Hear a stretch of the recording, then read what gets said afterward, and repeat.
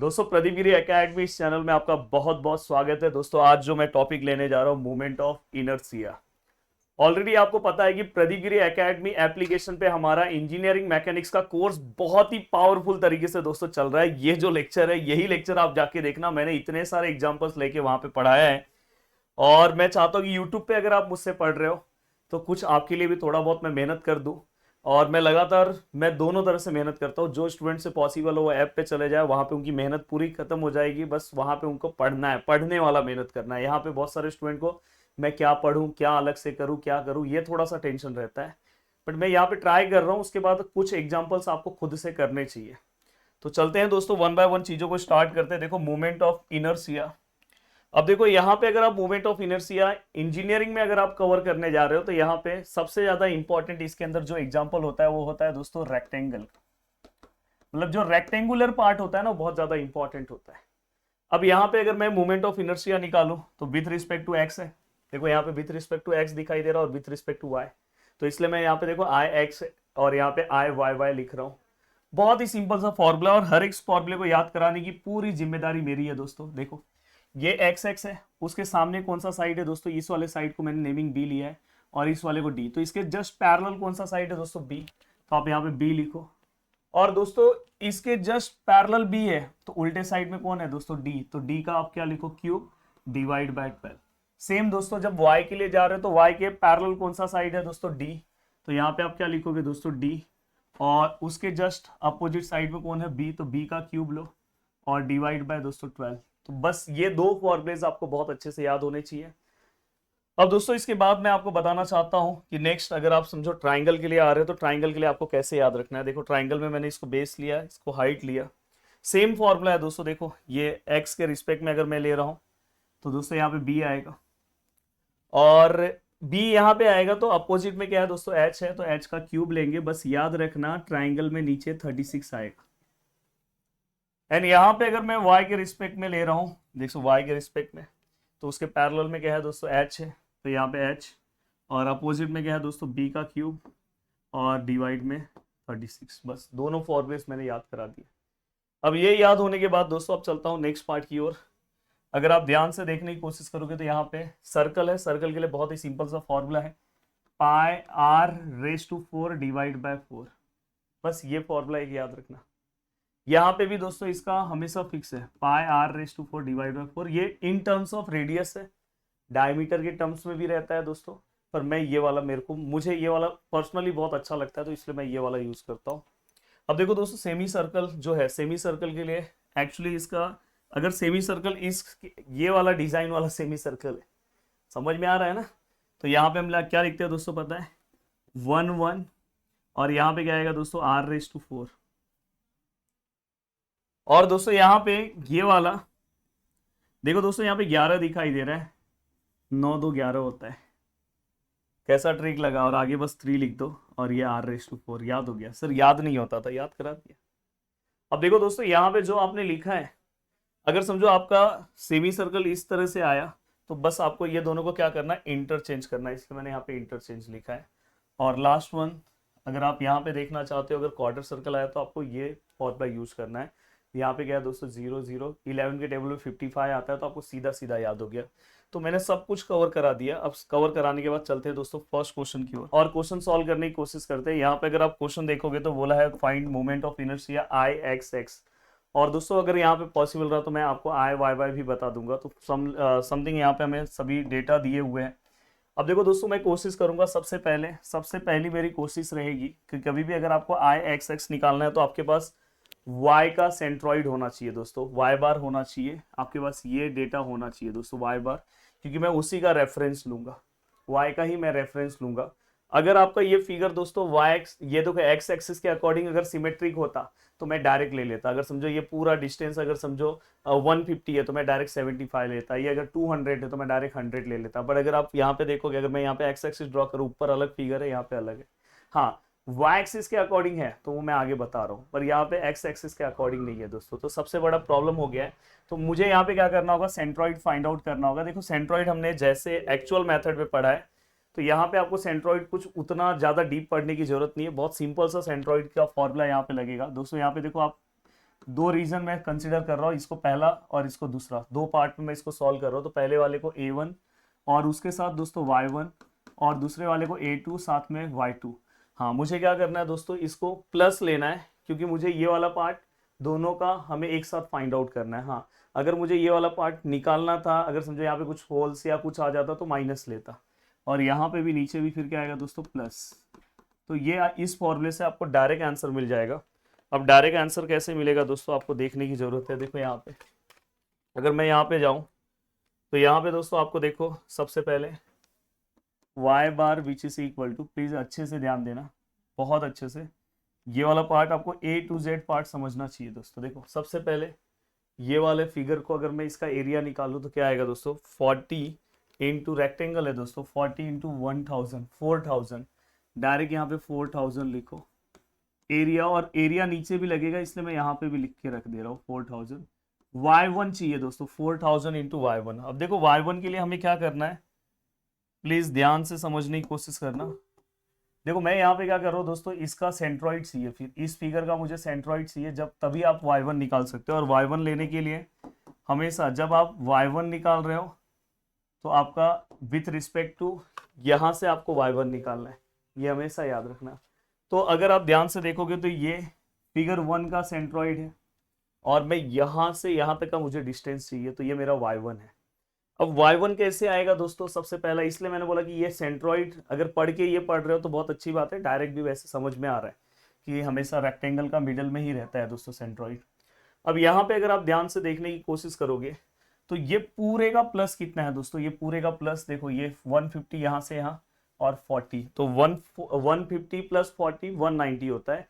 पर ज्यादा over confidence में मत जाना, कैलसी से एक बार चेक कर लेना, मुझे ही पता है 190 हुआ, नहीं तो एक दो जन बोलेंगे सर ये तो 190 इतना सिंपल कैलकुलेशन। भाई इसमें ना छोटा छोटा अगर आपने एक भी मिस्टेक किया ना पूरा सम खराब हो जाएगा आपका। अब दोस्तों मुझे यहां से लेके यहां तक चाहिए, मतलब ये ऊपर का इतना पार्ट नहीं चाहिए, इतना पार्ट मतलब कितना होगा दोस्तों, ये 40 है मतलब ऊपर 20 नीचे 20, मतलब अपने को 20 नहीं चाहिए, ये ऊपर का 20 नहीं चाहिए, उसमें से 20 माइनस कर दो 170। तो यहाँ पे हमारा y1 कितना है दोस्तों 170 प्लस। अब मुझे क्या करना है दोस्तों, a2 के लिए आना है। एरिया कैसे आएगा दोस्तों, दोनों को जस्ट मल्टीप्लाई करो, 40 मल्टीप्लाई बाय 150, 6000। अब दोस्तों यहाँ पे y2 के लिए सेम फंडा दोस्तों, देखो हमें क्या करना है, ये पूरा 150 है, इसके जस्ट बीच में से जाएगा लाइन, तो यहाँ पे आपको दिखाई दे रहा है दोस्तों ये G2 है, इसका सेंट्रॉइड है, और इसको मैं विथ रिस्पेक्ट टू नीचे से मैं लूंगा पूरा। तो आपको पता है दोस्तों ये पूरा डिस्टेंस कितना है दोस्तों, ये पूरा पार्ट आपको पता है दोस्तों ये पूरा कितना है, तो बहुत आसानी से बता रहा हूँ, ये पूरा जो डिस्टेंस है दोस्तों आपको पता है, ये अगर पूरा 150 है तो ये कितना होगा दोस्तों 75 mm, तो ये 75 है, तो आप डायरेक्टली यहाँ पे क्या लिखोगे दोस्तों 75। अब आपने यहाँ पे लिखा, अब पूरे का कैलकुलेशन करो। हाँ, पर यहाँ पे A2 क्या है दोस्तों आपका 6000। अब देखो कैल्सी में अगर मैं इसको कैलकुलेट करूँ 4000 into 7 sorry 170 plus 6000 into 75 divide by 4000 plus 6000। तो दोस्तों इसका आंसर आया मेरा y बार का, मेरा आंसर आया 113 mm। ये सब यूनिट लिखना, नहीं तो आपका मार्क्स जा सकता है। अब आपने यहाँ पे 113 mm यहाँ पे आपने मेंशन किया, और 113 mm जो आपने यहाँ पे मेंशन किया है दोस्तों वो हमारे एक्चुअल फिगर का सेंट्रॉइड है। तो अगर मैं उसे दिखाना जाऊँ तो देखो दोस्तों, सबसे पहली चीज़ आपको पता है यहाँ से यहाँ तक 75 है, तो कुछ 113 कुछ यहाँ पे आ सकता है।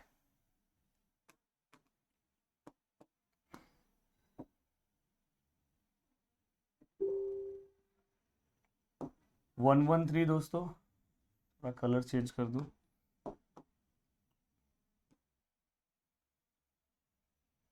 थोड़ा सा ज़्यादा ही कुछ ऊपर ले रहा हूँ, यहाँ पे यस, यहाँ पे कुछ आपका 113 वाली लाइन दिखाई दे रही है दोस्तों। अब देखो दोस्तों यहाँ पे ये आपका क्या हो गया दोस्तों जी, जिसका ही हमें रेफरेंस लेना है। और मैं हमेशा बोलूँगा कि जब भी ये आप डेटा फाइंड आउट कर लेते हो तो यहाँ से यहाँ तक का डिस्टेंस और यहाँ से यहाँ तक का डिस्टेंस एक बार लिख के रख देना, जिससे आपको बहुत ज़्यादा हेल्प होगा बाकी के पैरामीटर्स को फाइंड आउट करने में।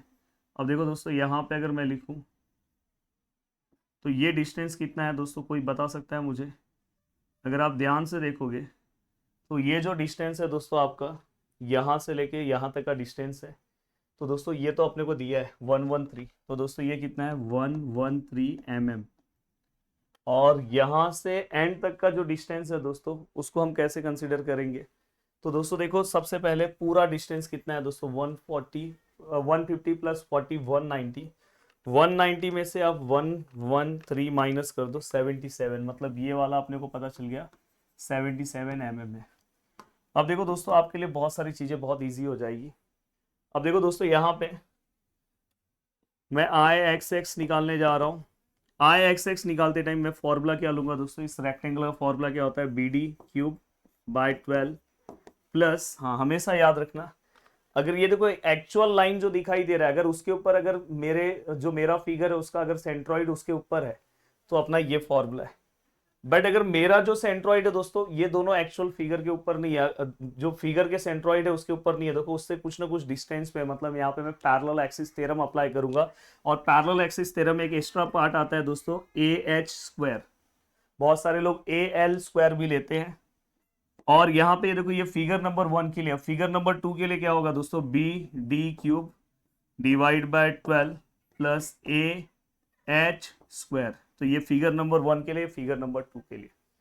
अब देखो दोस्तों, आपके लिए बहुत आसान हो जाएगा, बस चीजों को ध्यान से सुनो। B, अब देखो फिगर नंबर 1 है, इसका B क्या होगा दोस्तों, पैरेलल है उसके ये देखो सेंट्रॉइड है, उसके पैरेलल कौन सी लाइन है दोस्तों, क्योंकि मैं x के रेफरेंस में जा रहा हूँ दोस्तों, तो इससे पैरेलल 100 है। तो यहाँ पे क्या आएगा दोस्तों, 100 मल्टीप्लाई बाय इसका जस्ट अपोजिट पार्ट में कितना है दोस्तों, 40, उसका क्यूब आएगा एंड डिवाइड बाय क्या आएगा दोस्तों, 12 प्लस एरिया क्या आएगा दोस्तों, एरिया आपने निकाला है दोस्तों, फर्स्ट पार्ट का एरिया कितना है दोस्तों, 4000। एच का वैल्यू कितना आएगा, very very very important, please ध्यान से जहां पे भी आप पढ़ रहे हो ना, रुक जाओ 2 मिनट के लिए।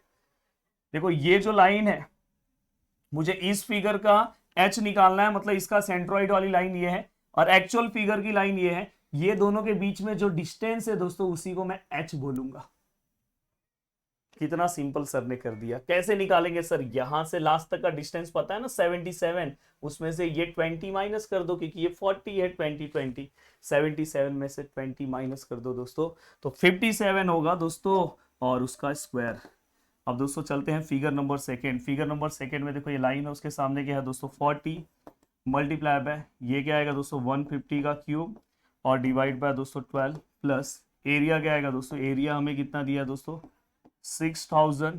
और h का वैल्यू कितना है दोस्तों, h का वैल्यू फिर से देखो, इस फिगर का सेंट्रॉइड आपको पता है, और इस फिगर का अगर आपको सेंट्रॉइड पता है तो मेन फिगर के सेंट्रॉइड से आपको क्या करना है, देखो मेन सेंट्रॉइड से इसका डिस्टेंस निकालना है। सर ये पूरा पता है 113 है, यहाँ से यहाँ तक का डिस्टेंस 75, इसमें से इसको माइनस कर दो, मिल जाएगा एक झटके में। तो देखो दोस्तों 113 माइनस 75, एक झटके में आपको यहाँ पे क्या मिला दोस्तों, 38। और फाइनली दोस्तों यहाँ पे 38 का स्क्वायर। और यहाँ पे अगर मैं लिखना चाहूँ तो देखो आंसर मेरा क्या आ रहा है दोस्तों, देखो 100 मल्टीप्लाई बाय 40 का क्यूब, ये एक साथ भी मल्टीप्लाई कर सकते हो, डिवाइड बाय 12 प्लस 400 इंटू 57 का स्क्वायर प्लस 40 इंटू 150 का क्यूब, कैलसी प्रॉपर यूज होना चाहिए दोस्तों, प्लस 6038 का स्क्वायर। और फाइनली दोस्तों यहाँ पे जो हमारा आंसर आया है वो है IXX 3333.33 mm/4, ये याद रखना।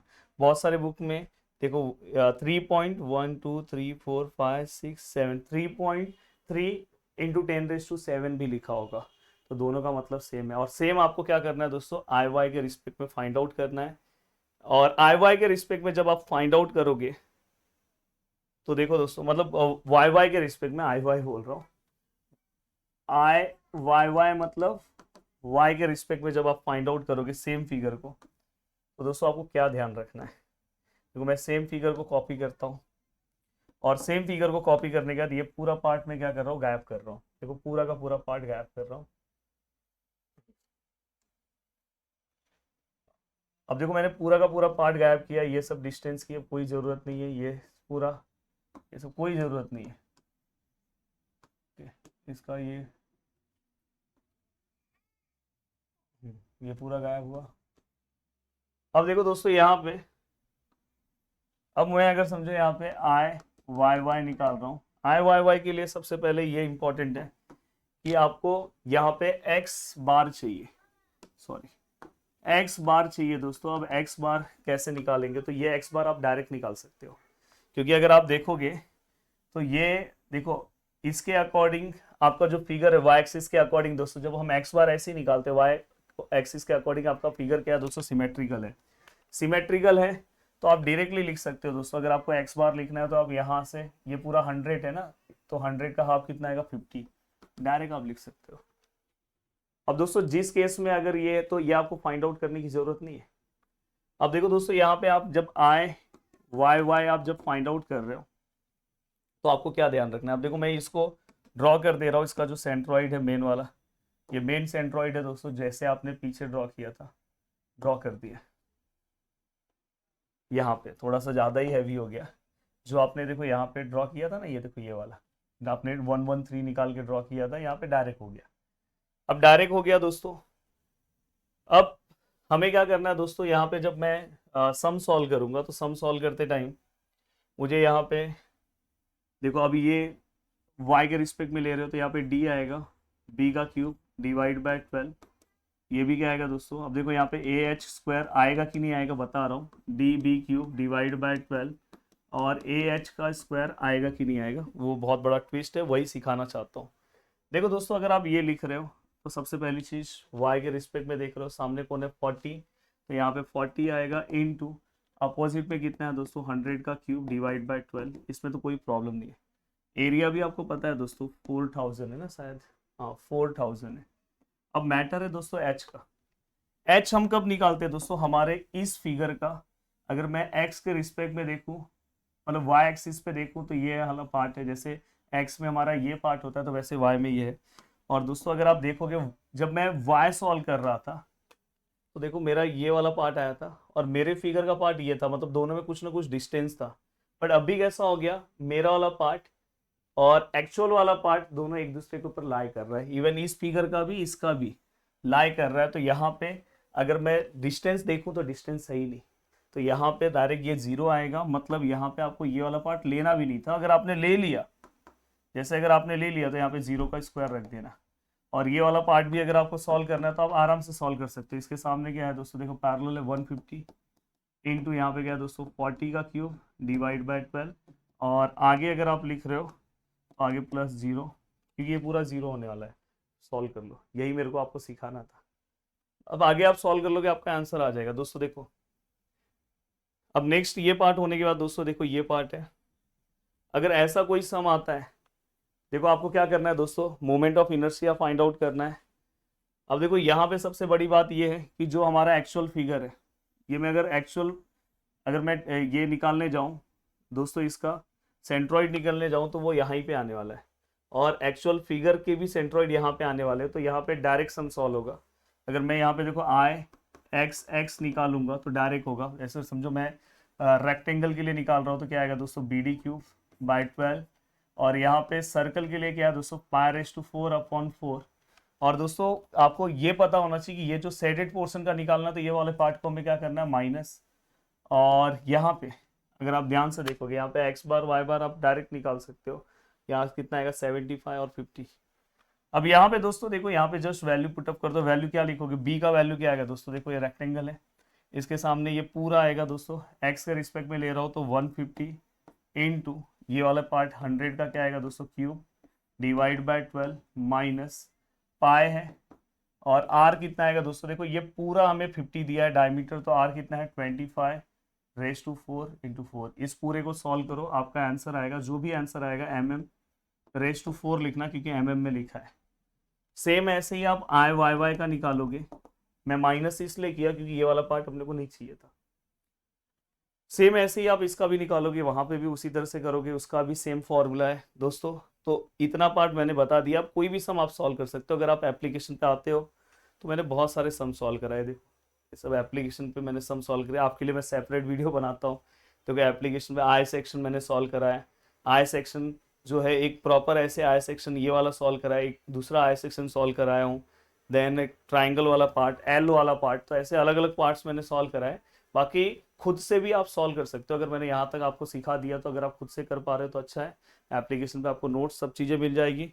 वीडियो को देखने के लिए दिल से थैंक यू सो मच दोस्तों। मिलते हैं नेक्स्ट वीडियो में। बाय बाय, टेक केयर, जय हिंद दोस्तों।